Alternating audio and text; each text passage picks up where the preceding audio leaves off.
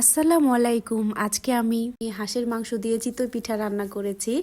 তো এই শীতের মধ্যে হাঁসের মাংস দিয়ে চিতই পিঠা রান্না করব না, এটা কি আর হতে পারে? কিন্তু আমার হচ্ছে চিতই পিঠা প্রথম খোলাটা আমি শ্যুট করেছি, তো ওইটা বেশি একটা ভালো হয়নি, কিন্তু এরপরের খোলাগুলো খুবই সুন্দর হয়েছিল, কিন্তু ওগুলা আর শ্যুট করতে আমার মনে নাই। যাই হোক, তারপরে এই যে হাঁসের মাংস প্রসেসিংয়ে চলে গেলাম।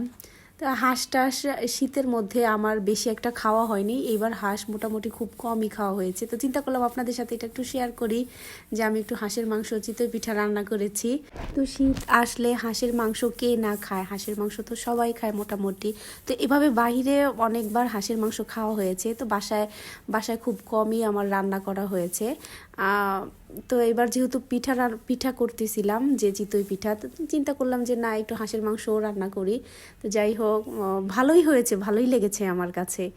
তো আপনাদের সাথে একটু শেয়ার করলাম। আর হাঁসের মাংস খেতে যেরকম মজা, ওই রকম রান্না করা যে একটা ঝামেলা, কি পরিমাণে যে কষ্ট, হাঁস বাছো ওইগুলা যে একেবারে অবস্থা খারাপ হয়ে যায়। খেতে তো মানে ওয়ান টাইমের ব্যাপার, কিন্তু রান্না করা, হাঁস বাছা খুবই খুবই কষ্ট। যাই হোক, এই যে আমার হাঁসের মাংস ঝোল দিয়ে দিলাম, এখন হাঁসের মাংসটা হয়ে গেছে। তো হাঁসের মাংসটা দেখতে এরকম লাগছে, কিন্তু খেতে এত পরিমাণে মজা হয়েছিল। এই যে আমার সেই পিঠা, এই চিতই পিঠা দিয়ে হাঁসের মাংস খেলাম। তো সবাই ভালো থাকবেন, সুস্থ থাকবেন, আল্লাহ হাফেজ।